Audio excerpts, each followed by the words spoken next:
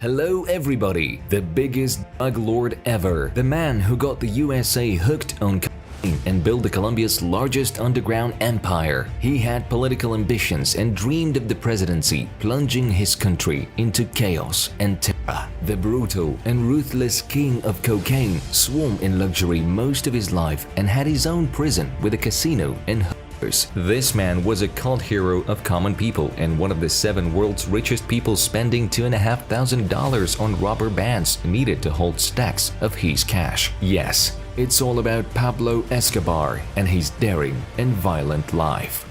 This all began with Hermilda Gaviria, a teacher who gave birth to her son on December 1st, 1949. His father was Abel de Jesus Escobar Echeverri. Who could have thought that in 31 years their baby would control 80% of the world's cocaine market? Pablo's childhood was spent on the streets, where boys used to listen to stories where the protagonists were the legendary Colombian banditos. At the age of 12, his family moved to the neighboring town of Envigado. There, young Pablo played truant and smoked marijuana, so he was expelled from school. His criminal life began with stealing and reselling gravestones. Later, he started selling cigarettes and marijuana and forging lottery tickets. Afterward, the guy formed his gang to steal cars. Racketeering added up to this list later. In 1971, Escobar's gang kidnapped Diego Echevarrio, a successful and hard-hearted businessman. The gang demanded a hefty ransom from his family,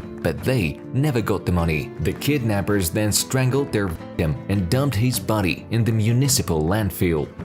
In the early 70s, Pablo turned his attention to the booming cocaine industry in the USA. Having understood the enormous amount of money involved, he became an intermediary. He used to buy cocaine cheaper and sell it at a higher price. Thus, by 22, Pablo had gained fame as Medellin's biggest criminal mastermind. After that, he had never parted with cocaine for the rest of his life. By 1977, Pablo teamed up with the 3 strongest competitors and created the notorious Medellin cartel. This cartel owned almost all of the cocaine market in the United States. Escobar's cruelty was legendary. Anyone who took a chance to take some cocaine out of Colombia unknown to the country's chief drug lord was likely to be killed. Every producer of white powder was obliged to sell it to Escobar's people for 25–30% commission. 2 years after the Medellin cocaine cartel was established, Forbes estimated the drug lord's fortune at $47 million. Sometimes Escobar's one-day revenue day reached $420 million. A secret of the incredible success of Escobar's empire was the endless bribery of law enforcement officers and officials.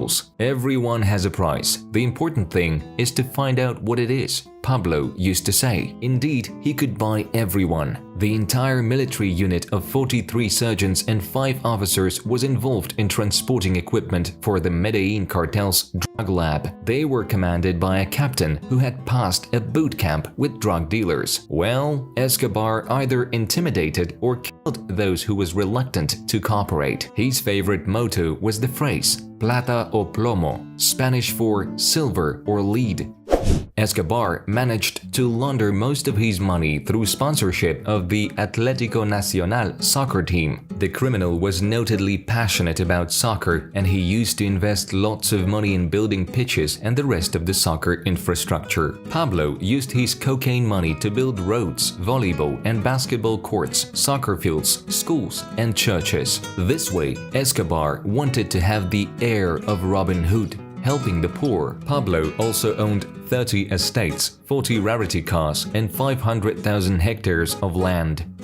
Having gained fabulous wealth, the king of cocaine turned to the dream of his childhood. He wanted to become a president. Perhaps Pablo would have eventually achieved that goal if he hadn't made a bitter enemy in 1984. That was Rodrigo Lara Bonilla, who managed to prove that drug money had been invested in Escobar's campaign. After that, the drug lord was forced to say farewell to his political dreams. In 1985, the United States finally decided to strike at the man who used to poison their entire country. They agreed with the Colombian government that they should catch the main drug lord and hand him over to them. In response, Escobar created a terrorist group called Los Extraditables to hunt down law enforcement officers, journalists, judges, and officials. The terrorists killed half of all judges and 500 law enforcement officers in just 2 years. Once, the bandits blew up a passenger plane with 107 people on board.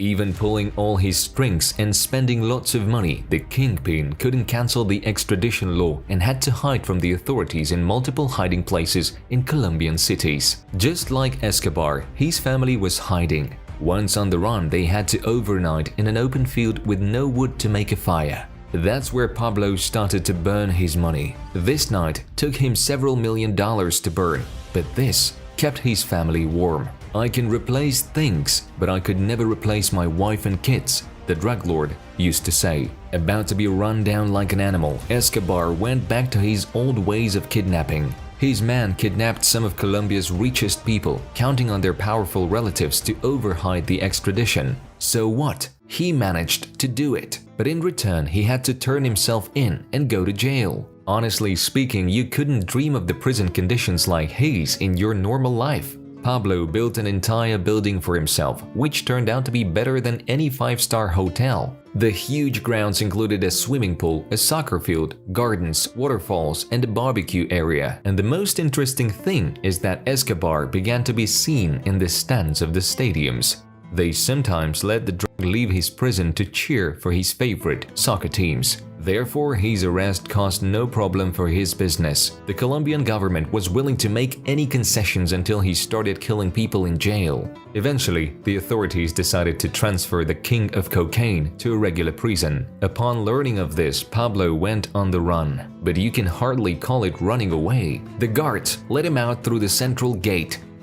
Escobar, an all-time fugitive, took the news of the collapse of the Medellin cartel surprisingly well. Upon learning of this, he once again changed his place of residence and settled in Los Olivos, one of the Medellin's neighborhoods. Pablo Escobar, this brutal murderer and drug dealer, died because of his sentiments and love for his family. By the time of his death, he had long been wanted. Pablo understood the danger of every communication with his family. So he did not get in touch with them for over a year, but he couldn't stand it, and one day after he turned 44, called his family. The intelligence services tapped the phone and were constantly waiting for that call. The drug lord only talked to the family for 5 minutes, and that was enough to track him and find his location. Special forces surrounded the house in no time, and the gunfight began. Soldiers broke down the door, and Escobar was killed by snipers' shots. A little bit later, his son would tell journalists that Escobar shot himself once he realized he had no way to escape. We don't know what happened in reality, but anyone who wanted to be photographed next to Pablo's body lying on the roof did it. These photos later became the property of the world. Escobar was buried on December 3, 1993. More than 20,000 of his compatriots came to mourn him. The unruly crowd simply swept away those who were carrying the coffin with the body. Everybody wanted to touch the dead face of the Colombian legend in goodbye. Grown-up Escobar's children changed their names, way too dishonorable to have, and migrated to Argentina. But to this day, there is a version in Colombia that on December 2nd, 1993, the double died instead of the ambitious criminal, while Escobar underwent plastic surgery to enjoy life in a luxury resort thus far.